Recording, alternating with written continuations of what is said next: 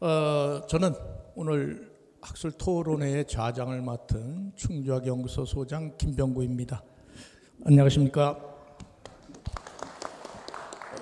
우선 저는 고고학적인 전문적인 지식도 미천하고 또 여기 장시간 앉아 계시다 보니까 이제 이 뒤가 조금 좀 축축해지는 느낌도 있고 그래서 배려 차원에서 저의 이 얘기는 가급적 줄이겠습니다. 가급적 줄이고 발표자와 토론자의 질의응답을 간단 명료하도록 이렇게 유도를 좀 해보도록 하겠습니다. 지금 얘기 들으셨겠지만 토론자께서는 좀 질의를 간단하게 해주시고 또 발표자도 요점만 간단하게 이렇게 해주시면 좋겠습니다. 혹시 여기 앉아 계신 분 중에서 발표를 들으시면서 요건 좀 내가 궁금하다 하는 점이 있으시면 저쪽에 사회자한테 손을 들으셔 갖고서 종이를 좀 달라고 하시기 바랍니다. 그래서 미리 A4 용지에다가 이렇게 질의사항을 적어주시면 어느 분한테 질의할 겁니다 라고 하는 걸 적어서 이렇게 주시면 시간 낭비하지 않고 바로 이렇게 전달해서 답변 드리도록 하겠습니다. 발표자분께서는 이미 다 여러분들이 아시겠고요. 토론자를 오늘 소개하도록 하겠습니다. 우선 이동희 국어문화재연구원 조사연구부장님의 발표에 대해서는 서길덕 도원문화재 연구원장님께서 토론을 맡아주시겠습니다. 또 문재범 국립중원문화재연구소장님의 발표에 대해서는 충북대학교 성정영 교수님께서 해주시도록 하겠습니다. 다음에 건국대학교 홍성화 교수님의 발표에 대해서는 이장웅 한성백제박물관 학예연구사님이 해주시도록 하겠습니다. 네. 그러면 바로 시간을 아끼는 의미에서 제일 먼저 발표하신 이동희 국어문화재연구원 조사연구부장님의 충주 호암동 유적 토광 적성묘와 충주 지역 정치체에 대해서 서길덕 도원문화재연구원장님께서 질의해 주시도록 하겠습니다.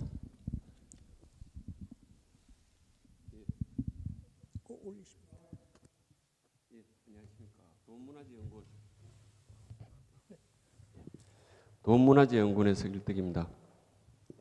이동희 선생님은 조사도 바쁘신데 밤새서 원고를 쓰셨다고 들었습니다. 원고가 충실한 것 같습니다. 그럼 질의를 시작하도록 하겠습니다. 발표자께서는 고고자료의 한계가 큰데도 불구하고 호암동 유적을 통해 충주 지역 정치체를 조금 더 입체적으로 접근하고자 노력하셨습니다. 이러한 고민이 향후 충주 지역 고고 역사학 연구의 큰 보탬이 될 것으로 생각합니다. 아울러 저는 세 가지 질문을 준비했습니다. 시작하겠습니다. 첫 번째로 발표문 3쪽 하단에 청동기 시대 전기의 지성묘와 중기의 석관묘라고 정의하셨는데 이에 대한 근거를 듣고 싶습니다. 제 생각으로는 지금 우리나라에 고인돌이 전기계 있기는 하지만 드물고 또 석관묘도 할석형 석관묘가 있고 판석형 석관묘가 있고 그리고 석광묘도 있고 뭉토끼 토광묘도 있고 그리고 이것들이 지금 아직까지는 시기를 특정하기 좀 어렵지 않나 생각하고 있는데 특히 고인돌 같은 경우는 하한을 굉장히 기원 전후까지 내려보는 경우 분들도 많고 석관묘도 마사는 솔성 같은 경우에는 석관묘 지금 따지면 이제 와질투기 소위 와질투기라고 하는 그 단계까지 석관묘가 유지되고 있고 해서 이 부분을 먼저 질문하고 싶습니다. 전체 다 질문하시고요. 답변도 몰아서 해주시면 고맙겠습니다. 예, 알겠습니다.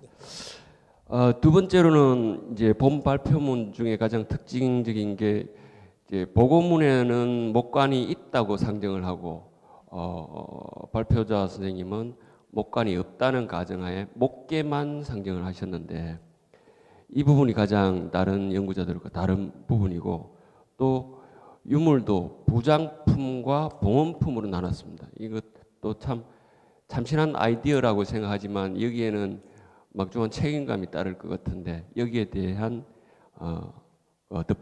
부연 설명을 듣고 싶습니다.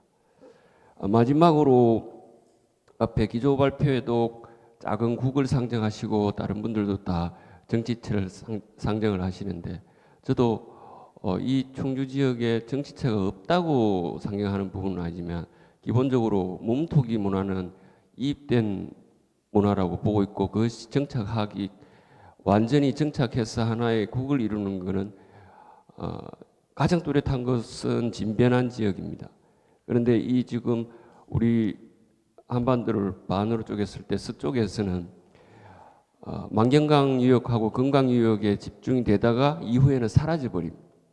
그리고 마한 이 권역 대타를 하는데 진변한 지역은 다릅니다.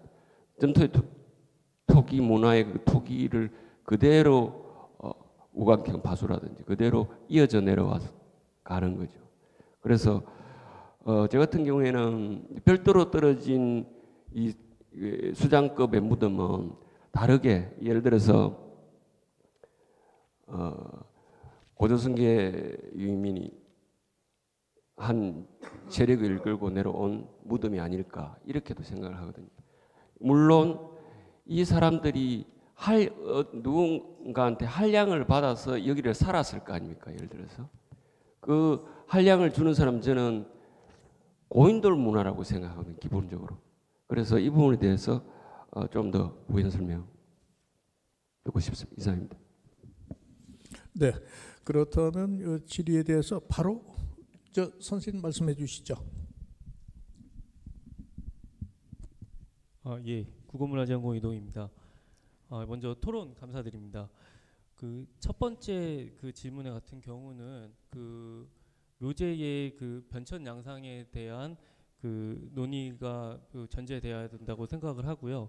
그래서 그 발표 때도 말씀을 드렸지만 그 지성묘 이전에 그러니까 총동기 시대 전기부터 쭉 사용되어 오던 지성묘 집단이 그리고 지성묘가 그리고 말씀해 주신 대로 기원 전후를 그 한 시기까지 지속적으로 사용되고 있는 것은 그 인정을 하고 있습니다.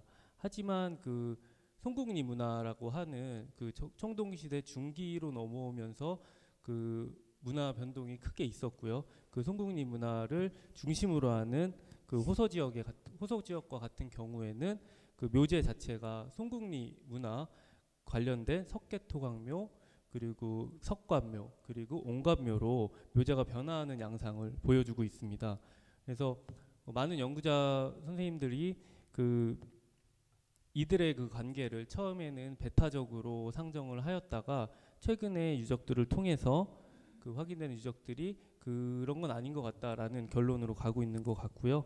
그래서 그 지성묘가 그 축조되지 않는다는 그 의미가 아니라 그 중심 묘제가 그 변화하는 것 같습니다. 예. 두 번째. 그리고 제가 이 부분을 하면서 그 고민을 많이 했는데요. 용어와 관련된 부분까지 이게 그 신경을 좀 쓰는 게 제가 제 지금 수준에서 맞는지에 대한 고민을 먼저 했고요. 그리고 제가 결론부터 말씀드리면 충주 호암동 유적에서 목관이 없었다라고 한 건 사실 아니고요. 그것보다는 그 우리가 저도 이제 물론 발굴 조사를 그 진행을 쭉 하고 있지만 그 존재가 확실하지 않은 그 상황에서 유물이 출토되는 것은 누가 봐도 확실한 증거입니다. 근데 우리가 발굴 조사 과정에서 제가 보고서를 보면서 느낀 부분은 그 토층상에서 그 목지른이 일부 확인이 되기는 했지만 그것을 목관의 그 존재 유무로 파악하기에는 조금 어려운 부분이 있어서 그것을 기반으로 그 묘제의 이름에 그 목관을 집어넣는 게 과연 맞는 것인가라는 생각이 먼저 들었고요. 근데 하지만 이 적성묘 같은 경우는 그 현실적으로 그 토층 조사를 하기가 상당히 어려운 부분이 있습니다. 그래서 그런 것을 감안할 때 그 이름 자체, 명칭 자체에 좀 문제가 있는 건 아닌가라는 생각을 해봤고, 그렇다고 해서 제가 그 발표 때도 말씀을 드렸지만 그 목간의 존재 유무 자체를 부정하지는 않습니다. 그래서 그 호암동 유적의 같은 경우는 그 목간의 흔적을 조금 상정하기가 좀 제가 봤을 때는 좀 어려운 부분이 좀 있었습니다. 그렇다면은 이것을 혹시 석곽이나 그 석곽 위에 목계를 얹은 것이 아닌가라는 또 그 가정도 해볼 수 있다는 그런 취지였습니다. 그리고 제가 그 보고서를 보면서 그 조사단이 그래도 면밀하게 조사를 진행했던 것을 되게 어떻게 보면은 보면서 감동을 했던 부분인데, 그 하강 조사를 하면서 그 공구류로 보이는 동사 그리고 동부 그리고 동착 등은 그 조금 그 무덤의 상면에서 그 하단부의 상면에서 그 확인이 된 것으로 알고 있습니다. 그리고 동부 같은 경우가 그 인부와 그 날 부분과 그리고 몸체 부분이 좀 분리돼서 나온 것으로 확인은 제가 알고 있는데요. 그런 것들이 이제 그 장례 의식을 집례했던 그런 집례자들이 장례 의식을 그 수행하면서 넣었던 그 봉헌품인 것 같고요. 그리고 무기류로 보이는 무기류로 그 상정할 수 있는 그런 무기들과 그 동모 그리고 동검 그리고 의례구인 동경 같은 경우는 그 아예 그 피장자를 위해서 아예 애초에 바닥에 피장자의 시신과 같이 그 부장을 했던 게 아닌가라고 생각을 해봤습니다. 그리고 이 마지막 질문 같은 경우는 그 저는 조금 이 부분은 조금 부정하고 싶은 부분이 있는데요. 그 아시다시피 그 토론자분도 잘 아시다시피 이 시기에 칠학까지 같이 연계해서 연구를 할 수 있으면 정말 제일 좋을 것 같습니다. 저도 석사 논문을 준비하면서는 그 칠학을 그 위주로 연구를 했었고요. 근데 아쉽게도 지금 이 우리가 기원전 그 세영동검을 위시한 그 문화, 그 점토의 토기를 위시한 문화 그 집단에 그 들어와서는 이전 송국리 문화와 다르게 그 칠학이 그거에 비해서 그 무덤 유적들에 비해서 그 양상이 좀 그거에 못 따라오는 그런 느낌을 많이 받는 유적들이 많습니다. 그래서 사실은 그 음락이라든지 정치체, 그 나아가서는 국을 상정하기 위해서는 이런 종합적인 그 유적에 대한 그 해석이 필요할 것으로 보이는데 이 부분이 그 원만하게 진행이 되지 못하는 것은 안타깝게 생각을 합니다.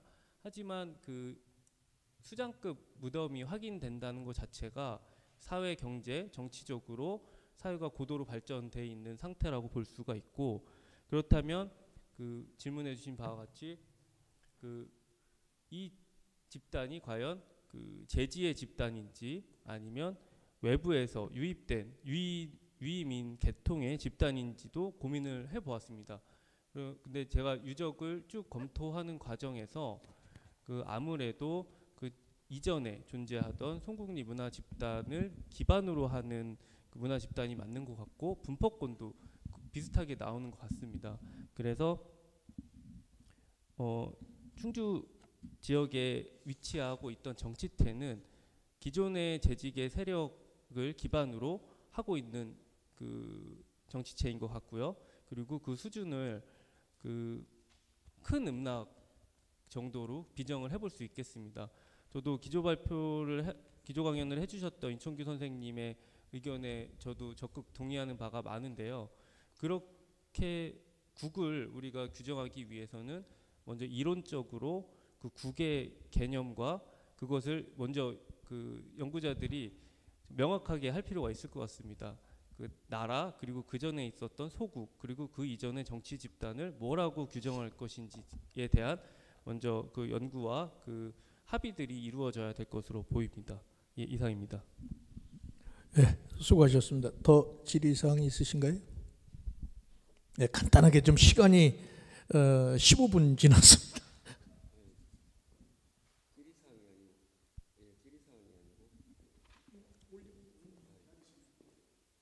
예, 질의사항이 아니고 3번 같은 경우는 자료가 적어서 사실 저도 뭐 질문을 하긴 했지만 이 주제 자체가 어려운 부분을 뭐 아까 문재범 선생님 말씀하신 것처럼 계속 발굴이 되면서 자료가 보태지면서 해결될 문제.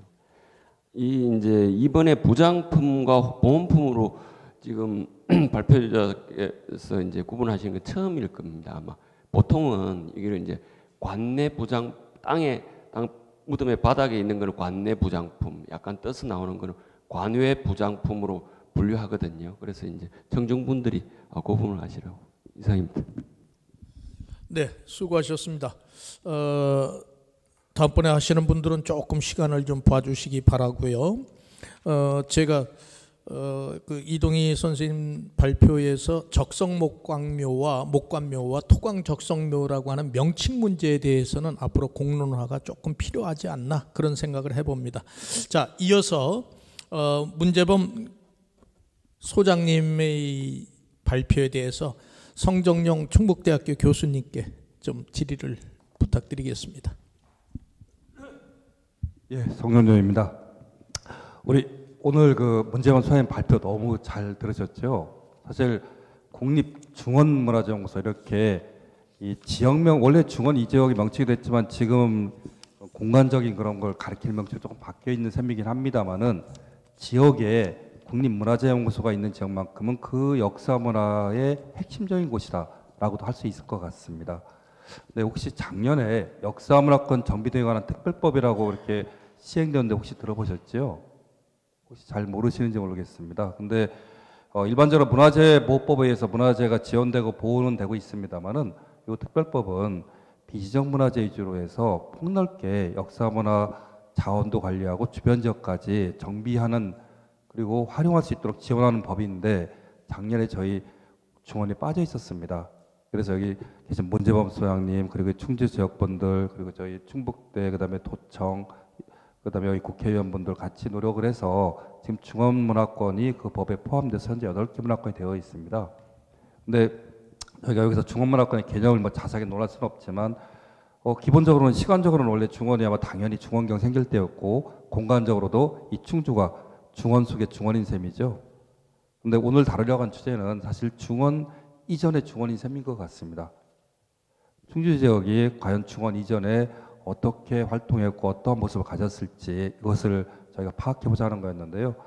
아까 홍상호 선생님 말씀하신 그런 기원전 2세기 우리가 그 이청규 선생님도 말씀하셨지만 2세기 단계의 그런 모습들이 어땠을지 그리고 그 이후부터 3, 4세기까지 백제 넘어가기까지 과정을 잘 정리해 주셨는데요. 기본적으로 저희가 마흔의 뭐 그런 시기를 갖다가 뭐 여기서 자세히 논할 수는 없습니다만은 어쨌든 현재 이 충북 지역 충주 지역에 나타나는 문화가 저희가 마흔 또는 한 문화의 기본적인 세팅은 그 모습을 갖추고 있다라는 걸 저도 누누이 계속 얘기를 해왔었습니다. 그래서 충청도 저쪽 서쪽 지역의 문화와 똑같은 그런 문화를 갖고 있는 곳 그리고 가장 다른 지역과도 비교해서 청주 충주 일대가 하나의 그런 국으로서 소국 단위로서 충분히 정의될 만한 그러한 지역이었다라고 저는 생각을 하고 있고요. 근데 문제는 하나는 이런 지역이 저쪽 동쪽으로 조금만 가면 제천으로 가면 적성묘 문화가 나타나고요. 지금 말씀했던 그런 토광묘 문화가 아니고 오히려 돌로 쌓은 적성묘 문화 이런 게 나타납니다. 바로 제천입니다. 도활이라든지 잘 아시는 양평리 있지 않습니까? 이렇게 가까운 지역에 조금 다른 문화가 이렇게 수계망으로 연결되는 데 불구하고 다른 문화가 나타나는데 거기까지는 그럼 우리가 충주 지역을 중심으로 했을 때 그 바로 옆에 있는 그런 문화들은 어떻게 한번 볼 수 있을지 한번 간단하게 한번 그런 것도 한번 여쭤보고 싶고요. 그리고 저희 여기 자세하게 그 발표에 써놨습니다만은 삼국지 그 위서 동의전에 있는 지난 우거수 염사착 설화가 있습니다. 염사치라고도 뭐 읽기도 하고 염사착이라고 하기도 하던데요. 이 사람이 이렇게 진안에서 기원 AD 1세기에 낭랑으로 이렇게 자기 무리를 일으키고 그쪽으로 귀순을 하는 그런 기사가 있는데요. 그때 가다가 한나라 사람, 중국의 한나라 사람 1,500명이 벌목하는 걸 만났다고 되어 있습니다. 그래서 그 사람들을 데리고 낭랑으로 다시 데리고 들어가는 기사가 있는데요. 이러한 내용 보면 이 벌목은 그때 당시 아마도 그런 제철과 제일 관련이 있는 거 아닐까. 왜냐하면 나무를 갖다 이렇게 많이 그 벌목해서 쓸 때가 목탄입니다. 근데 목탄의 소요가 바로 철을 만드는 데 있기 때문에 아마도 그 철을 만드는 지역이라면 역시 그 한 나라의 사람들을 잡아와다가 아마 노예로 활용하는 셈이거든요. 그러한 정도의 할 수 있는 곳이라면 지역적으로 충주 일대가 아닐까라는 좀 생각을 해보고 수 있는데요. 한번 그런 점 한번 그 아까 제철 문제도 말씀하셨기 때문에 한번 연관돼서 생각해 볼 수 있지 않을까라는 점 하나 있고요. 하나 이제 여기 충주의 가장 핵심적인 유적 중에 하나가 탄금대하고 칠금동입니다. 아까 자세하게 말씀을 해주셨는데 칠금동의 문제는 이 저는 백제가 전공입니다. 그런데 백제 관련된 유물이 생각보다 많이 안 보이는 점이 있습니다. 그렇다면 이게 만의 유적으로 봐야 될지 아니면 말씀하신 것처럼 백제로 보려면 과연 어떤 조건들을 갖춰야 될지 저도 개인적으로는 백제라고 보고 싶습니다. 왜냐하면 그러한 대단히 제철 유적을 운영하고 그 수익을 갖고 갈 수 있는 주체는 상위의 정치체는 역시 서울에 있는 백제일 가능성이 높다고 생각을 하지만 유물상으로는 잘 안 보이는 점, 그리고 그 탄소동위원소 연대가 3세기까지도 올라가게 좀 나오고 있는 점이 있습니다. 그래서 이런 점들이 앞으로 해결될 과제인데 오늘 여기서 모든 걸 해결할 수는 없습니다만은 그 유적들을 여기 중원문화재청은 조사하고 있기 때문에 이런 점들을 어떻게 앞으로 바라봐야 될지 한번 이렇게 저희가 같이 고민할 지점이다라는 말씀을 좀 드리려고 합니다. 바로 답변.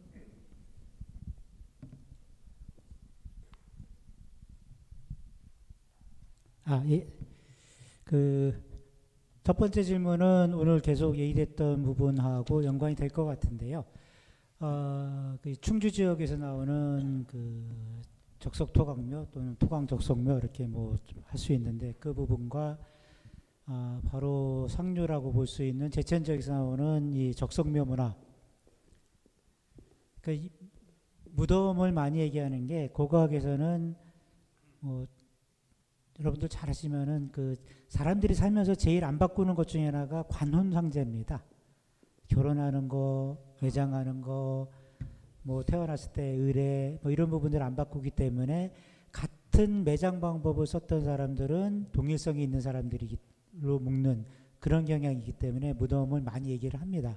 그렇기 때문에 땅을 파서 묻는 문화를 가졌던 사람들하고 돌을 써서 그 무덤을 만드는 사람들하고는 좀 다른 사람들이 가능성이 높다. 이렇게 하기 때문에 이제 충주 지역에 나오는 땅을 파서 묻는 사람들과 제천 쪽에서 나오는 이 돌을 사용하는 사람들하고 같은 문화권으로 묶을 수 있느냐 이렇게 좀 포인트를 잡아도 될 것 같은데요. 그 부분에 대해서는 앞에 이청규 선생님도 말씀하셨지만은 이 문화권의 범위를 좀 작게 줄이면은 충주 지역과 제천 지역의 묘제는 좀 다르지만은 비슷한 시기에 서로 공존 가능성은 충분히 있다고 보여지고요. 그게 이제 시기가 지나면은 이제 광역 정치체가 나타나면서부터는 이제 서로 통합되는 모습들이 나타나겠죠.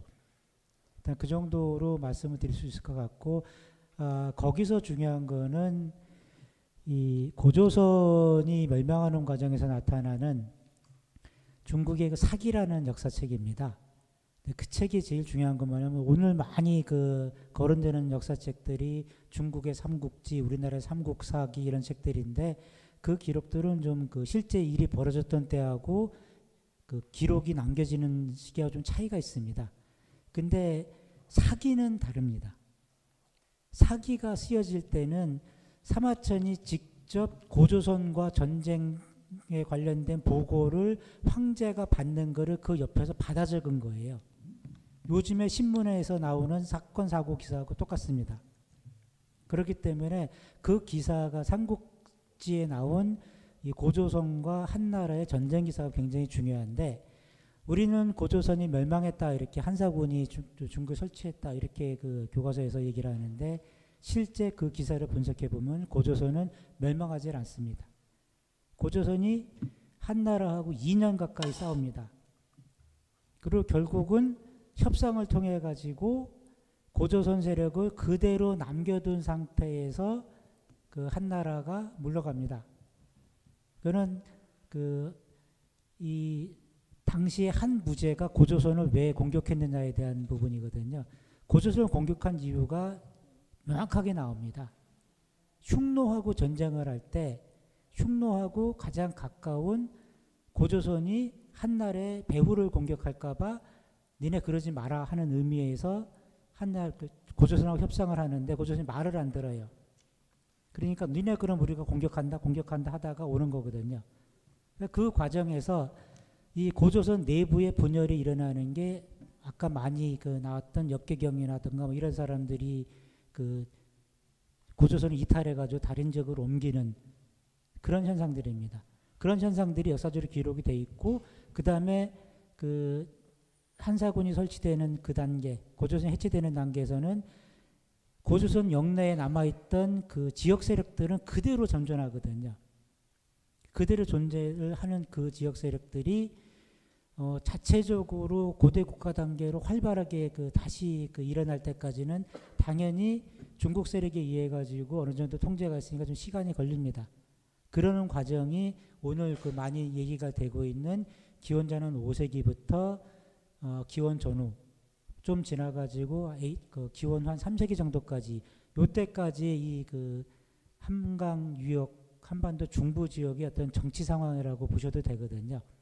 그런 의미에서 지금 두 번째 질문하셨던 염사착 내지는 염사치의 얘기까지 어느 정도 대답이 될 것 같습니다. 왜냐하면은 그 정도 중국이 한 나라가 자꾸 흉노하고 공격하고 흉노도 한 나라 공격하고 뭐 진나라 때부터 전쟁이 계속 있어요. 그러다 보니까 옮길 수 있는 사람들은 그 전쟁을 자꾸 옮겨가거든요. 그런 세력들이 한반도 쪽으로 들어왔다는 거는 기록상으로 이런 거로 계속 있는 거고 아까 말씀드렸던 대로 이 충주에서 제철했던 사람들은 분명히 이쪽 사람들은 아닙니다. 그 기술 가지고 단체로 한꺼번에 옮겨온 사람들이거든요. 그 단체로 함께 옮겨온 사람들이 그건 고조선 사람들이냐. 고조선도 그 정도의 제철 기술을 가지고 있었을 것으로는 아직까지 확인이 안 됐기 때문에 결국은 중국의 진나라나 한나라나 전국시대 말기에 철기를 만드는 그 기술을 가지고 있던 집단들이 집단적으로 한반도까지 들어와서 이쪽 지역에 자리를 잡아가지고 생활을 했고 그 사람들을 통제하는 그 세력들이 누구였느냐는 바뀌었다고 보여지는 거거든요. 마지막 세 번째 질문에 답변드리면은 아까도 이제 발표할 때 말씀드렸지만은 백제가 들어와서 제철을 시작한 것은 아닌 것으로 보여진다. 제가 아까 글에다 쓴 거는 지금까지 연구 결과를 이렇게 말씀을 드린 거고요. 제 개인적 의견으로는 백제 이전에 이미 제철을 하는 사람들이 이 지역에 있었고 그렇기 때문에 백제도 이 지역을 차지하기 위해서 들어왔었고 거기에 대한 고고학적인 증거로는 아직은 이제 보고서가 나가지가 않았는데요. 최근에 칠금정 지역에 대한 조사 결과에서 지금 성준 선생님이 얘기한 4세기 때의 백제 단계보다 약간 더 빠른 시기에 백제 토기가 발굴이 됐습니다. 소위 말하는 큰 옹, 대옹이 발굴이 됐는데 거기에 찍혀 있는 문양이 능형 사선문이라 갖고 한성 백제 한성 쪽에서 나오는 중앙식의 토기가 최근에 발굴이 됐습니다. 그거는 이제 현재 지금 저희가 발굴하고 있는 상태이기 때문에 아직 학계에 이제 보고서로 나가지 않아서 이러한 연구 결과는 아직 반영이 안 되고 있는 거고요. 지금 성준 선생님이 질문을 하신 대로 이쪽 충주 지역에서 제철이 시작된 단계는 백제가 이쪽에 오기 것보다 조금 더 빠른 시기까지 올라갈 수 있다. 이렇게 말씀드릴 수 있고 그거를 했던 사람들은 이쪽 사람들이 아니다. 여기 분들이 잘 알고 계시는 강수설화 중에 강수의 부인이 야장의 딸이다 이렇게 나오잖아요. 대장장의 딸이다. 그래서 강수의 아버지가 격이 안 맞아가지고 이혼시키려고 하는 얘기가 나오죠. 근데 그거는 김부식이 나중에 유교적인 관점에서 쓴 거고요. 지금 포항제철 당기는 포항제철 당기는 딸내미 며느리로 하신다 그러면 반대하시겠어요? 이쪽에서 제철하던 사람들은 제가 보기에는 커다란 부는 가지고 있지만은 이쪽 지역 사람들이 아니기 때문에 권력은 가지지 못한 그런 사람들이 아니었을까. 그리고 그 혼인 관계도 이렇게 그 뭐 반대한다 어쩐다 얘기가 나올 정도로 현지 사람들하고는 좀 그 이 섞이지 않는 그런 어떤, 결국은 그건 그 사람들이 의도적으로 했을 수도 있습니다. 자신들의 제철 기술을 갖다가 그 뺏기지 않기 위해서 의도적으로 지역 사람들하고 섞이지 않았을 가능성도 있거든요. 그렇기 때문에 이 칠금독이라는 특정 지역에서 현재 나오는 것만 해도 100년 이상을 갖다가 조업을 하는 그런 현상들이 나오기 때문에 그런 어떤 특수한 사람들이 있지 않았을까. 예, 그 정도로 답변을 드리겠습니다. 네, 감사합니다. 제가 그럼 한 가지만 질문 드려도 될까요? 제가 아주 지식이 짧아서 그런데 아까 그 철기 집단이 집단 이주한 집단이다라고 철기 문화를 가진 사람들이 집단으로 이주했다는데 그 집단 이주가 고조선의 내부 분열과 이탈에 관계가 있다고 보시는 겁니까? 그 당시의 국제적인 정황이 그렇습니다. 국제적인 정황이 그 중국 쪽에 있는 사람들이 굉장히 많이 이동합니다. 전란을 피해 가지고. 근데 더구나 그 이 제철 같은 기술을 가지고 있는 사람들은 한두 명이 와가지고 할 수 있는 작업이 아니거든요. 그걸 완전히 그 체계적으로 예를 들어서 철광석을 채광하는 사람, 이제 광산을 찾는 사람도 시작하겠죠. 지역을 돌아다니면서 광산을 찾아가지고 철광석을 채광하는 기술을 가진 사람이 있어야 되고, 그 다음에 연료를 만드는 사람이 있어야 되고, 용광로를 만드는 사람이 있어야 되고, 거기다 용광로를 보가지고 철을 갖다 뽑아내는 기술이 있는 사람이 있어야 되고, 다양한 전문 기술 집단들이 합쳐져야 되는 사람들이기 때문에 몇 명이 이렇게 와가지고 되는 사업은 아닙니다. 알겠습니다. 그리고 저 소장님한테 개인적으로 부탁 말씀드리겠습니다. 아까 일반적 연구자들의 공론과 달리 소장님은 이 지역에 큰 규모의 국가가 존재할 가능성이 더 크다, 국이 있을 가능성이 크다라고 말씀하셨고요. 또 본격적인 철 생산에 대한 그 백제 마한의 소멸 주장이라든지 이런 것에 대해서 후일 언제 한번 소장님한테 자세한 말씀을 좀 듣고 싶습니다. 예, 감사합니다. 그다음에 마지막으로 건국대학교 홍성화 교수님의 발표에 대해서 이장웅 한성 백제박물관 학예연구사님께서 질의해 주시도록 하겠습니다. 예, 안녕하십니까, 이정우입니다. 시간이 많지 않기 때문에 그 토론의 1, 2, 3이라고 된 부분만 읽도록 하겠는데요. 다 연결되는 부분이기 때문에 한꺼번에 읽어보도록 하겠습니다. 홍성화 선생님께서는 삼국사기 원조왕 기록을 통해서 마한의 동쪽 경계를 근거로 하여 충주 지역의 삼국지 동이전에 등장하는 마한 54개국 중 하나에 비정되는 정치체가 있었을 것으로 추정하셨습니다. 그런데 홍성화 선생님께서는 이처럼 충주를 마한 54국의 하나로 보시면서 특히 그 진한의 옛 이름으로 나타나고 있는 진국과 연결시켜 보고 있습니다. 선생님의 견해를 정리하면 충주는 옛 진국, 그 진국 지역이고 그 마한의 54개국 중 하나라고 간단하게 정리를 해볼 수가 있을 것 같습니다. 하지만 그 진한만이 옛 진국이라고 하는 삼국지의 기록을 이제 선생님께서는 후한서보다 더 신뢰성이 높은 기록으로 보셨는데요. 그 기록과는 배치되는 것이 아닌가 하는 생각이 듭니다. 곧 만 54개국 안에 옛 진국과 연결되는 정치체가 있음에도 불구하고 삼국지에서 진한만을 옛 진국이라고 한 이유는 어떠한지가 이제 가장 궁금합니다. 그것과 연결돼서 이번 질문하도록 하겠는데요. 그러니까 진국은 위만조선의 동쪽에 있으면서 황해도 지역에 일치한 것으로 보고 있는 진번의 주변에 있다고 했으므로 대체로 한반도 동남쪽 지역에 넓게 자리했다는 이제 느낌이 듭니다. 실제 삼국지 기록에서도 진한 전체가 옛 진국이라고 하였기 때문에 진국은 12개로 이루어졌다고 한 진한 제국 전체의 전신으로 보아야 하는 것이 아닌가 합니다.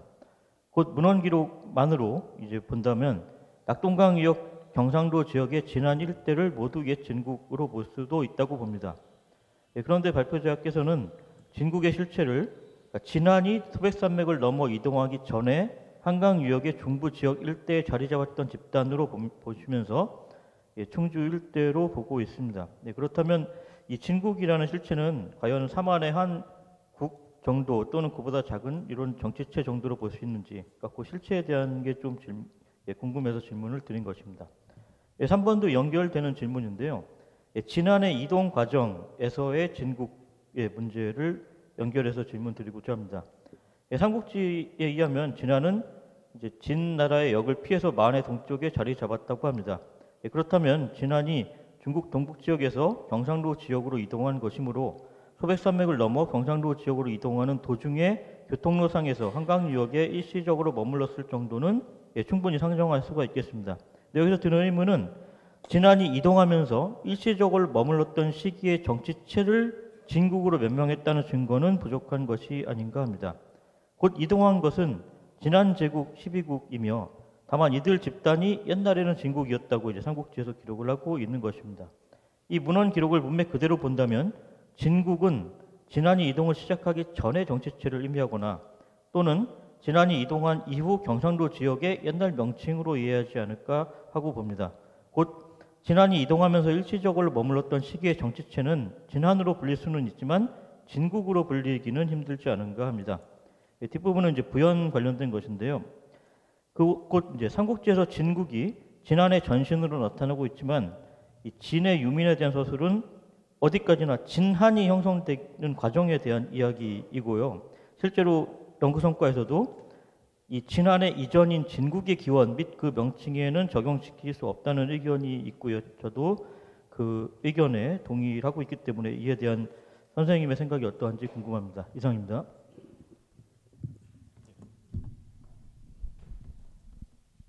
예, 감사합니다.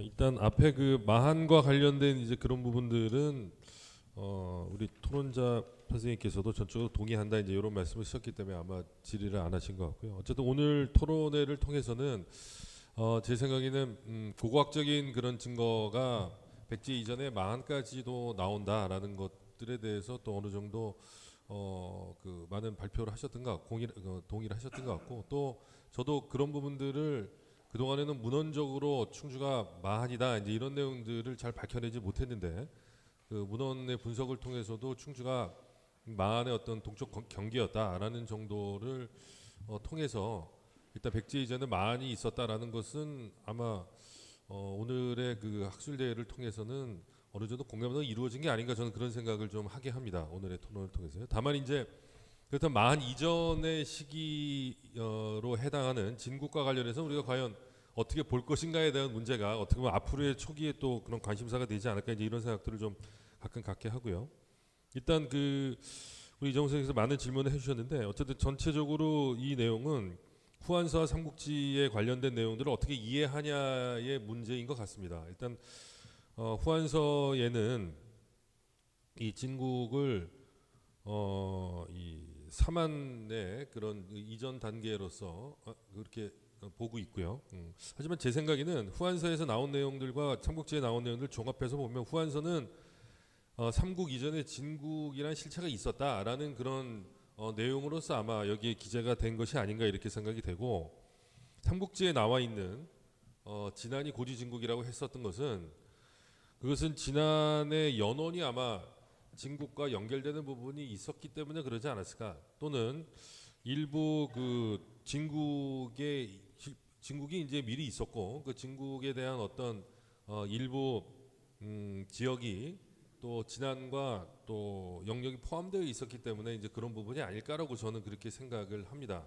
만약에 지금 여기에서 말씀하신 것 같이 뭐 진국의 기원이 그 명칭으로서 진안을 그렇게 얘기하는 것은 그건 선호가 좀 바뀐 내용인 것 같거든요. 그러니까 제가 얘기했었던 이제 그런 내용이 아니라 진국의 실체가 진안보다는 먼저 있었던 그런 실체였기 때문에 오히려 진국의 이동 경로를 통해서 진국을 통해서 또 진안이 이동을 해서 이제 그런 명칭이 생기지 않았을까라고 이렇게 생각을 하고 있습니다. 그래서 예를 들면 진안이 이동해서 자리 잡았던 지역이 진국이다라는 것은 뭐 제가 그 설명을 드렸던 내용은 아니고 어쨌든 진안 이전의 실체로서는 진국이 있었다고 봐야겠죠. 그래서 그런 측면에선 저는 여기서 이제 이 진안에 대한 내용들을 언급했었던 내용은 과연 이 진국의 위치의 비전과 관련된 내용들을 통해서 이 지난해 내용과 좀 밀접한 연관성이 있지 않을까라는 그런 생각들입니다. 왜냐하면 같은 한강 지역이라 하더라도 같은 한강 지역 그 내에서도 이 소백산을 넘어서 진안 쪽으로 그 이동하는 이제 그런 단계에 그 부근에 있었던 진안이 이동하는 그런 부근에 있었던 이제 그런 정적인 실체로서 진국을 이야기할 수 있다면 그것은 아마 소백산을 넘어가기 전에 충주일 확률이 굉장히 높다라는 이제 그런 의견들 속에서 제가 말씀을 드린 거다라고 이해해 주시면 될 것 같습니다. 일단 전체적인 논지와 관련해서는 기존에는 진국과 관련된 그런 내용들이 대부분 고고학적으로 청동 유물이 많이 발견되고 있는 금강유역이 있는 것이 거의 지금 대부분의 실정입니다. 그래서 앞서서 이동희 선생님도 첫 번째 발표를 했을 때도 진국의 중심을 금강유역으로 상정을 하면서 거기에 그 동쪽변까지도 충주 지역과 교류가 있었기 때문에 이렇게 봐야 되는 게 아니냐라는 것이 이제 오늘의 이제 얘기였었는데 제가 볼 때는 모르겠습니다. 어쨌든 고고학적으로는 충청도 금강유역들이 충청도에 거기에 많이 나오기 때문에 그쪽을 진국으로 다 비정하고 있지만 제가 보고 있는 문헌상의 그런 기록을 통해서는 그렇다면은 당연히 그 고조선의 서쪽으로 얘기를 해야 되는데 뭐 예를 들면 역경이 서쪽으로 가려고 얘기했는데 동쪽이 진국으로 갔다고 분명히 표현을 하고 있거든요. 그리고 많은 그런 이 내용들이 또 진번과 같이 얘기를 하고 있는 그런 진번과 예를 들면 그 지난 그 진국을 경상도 지역으로 비정을 했었던 건 과거에 일본 학자들이 많이 그렇게 비정을 했었죠. 왜냐하면 진번을 서남 쪽까지 이렇게 비정을 해서 한반도 남부까지 비정을 했기 때문에 그 진번 부근에 있었던 것이 이 진국이다. 그게 영남 지역인데 이렇게까지도 확장해서 했었던 것은 과거에 이제 일본 학자들의 생각이었습니다. 사실 지금은 이제 그렇게까지 생각하기는 저는 어렵지 않나 이렇게 생각해요. 진번이 한반도 서남부까지 왔다고 보기는 좀 어려울 것 같습니다. 이제 그런 부분에선 진번 부분이 한강 그 경기도의 부간 황해도 지역까지 진번을 우리가 이야기할 수 있다면 그 부근에 있었던 진국이라고 하는 그런 실체는 실제로 금강유역으로 보기에는 굉장히 어렵다. 문헌상으로 볼 때 굉장히 어렵고 아직은 고고학적으로는 많은 부분이 밝혀져 있지 않지만 일단 그래도 만약에 충주에서 호암동 유적이 발견되지 않은 상태에서 제가 만약에 문헌적인 분석을 통해서 이런 얘기를 했다 그러면은 좀 엉뚱한 얘기가 될 수 있겠지만 기본적으로 이 충주 내에서는 호암 유적에서 또 아까도 그 여러 가지 분석들을 통해서 보면 최소한 물론 금강유역은 그 유적지들이 많이 나와서 좀 그렇긴 하지만은요. 어쨌든 개별적으로 우리가 그 대응을 해도 한 번 더 그러면 상당히 그런 수위가 그 위계가 높은 이제 그런 고분이 무덤이 지금 우리 충주 지역에서 청동 유물이 또 나왔기 때문에 이제 그런 측면에 있어서는 아마 앞으로 더 많은 그 발굴 결과를 통해서 이런 또 진국의 실체가 밝혀지지 않을까 이렇게 저는 기대를 하고 있습니다. 예, 수고하셨습니다. 시간이 많이 흘렀는데요. 지금 여기 청중께서 질문을 두 가지 하셨어요. 이 질문에 대해서 아주 간단하게 좀 설명 부탁드리겠습니다. 네? 이동희 선생님한테 질문이 들어왔는데요.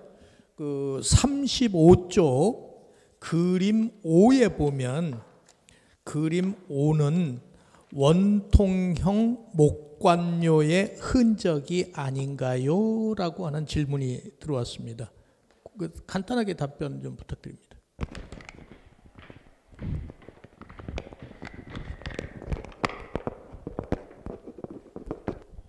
예.